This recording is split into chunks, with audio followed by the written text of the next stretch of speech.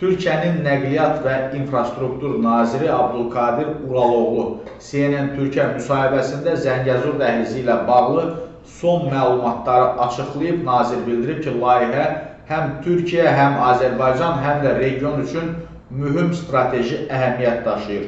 Uraloğlu'nun sözlərinə görə Karsdan başlayaraq Dilucu istiqamətinə uzanan və Zəngəzurdan keçəcək yeni dəmir yolu xəttinin 224 kilometrlik hissəsində işlər artıq başlayıb. Azərbaycan isə xətti Ermənistan sərhədinə qədər davam etdirəcək.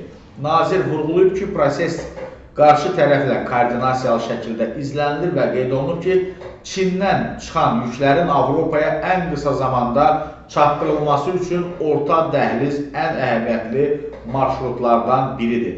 Məhz Zəngəzur dəhlizi bu marşrutun ən vacib hissələrindən birinə çevriləcək. Yeni yol açıldıqdan sonra Çindən Avropaya daşınan yüklərin keçidi bu dəhliz üzərindən təmin olunacaq. Eyni zamanda Türkiyənin öz ixrac yük daşımaları da buradan həyata keçiriləcək. Nazir layihənin tamamlanma vaxtına da aydınlıq gətirərək bildirib ki, Zəngəzur dəhlizi 2029-2030-cu illərdə tam olaraq işə düşəcək.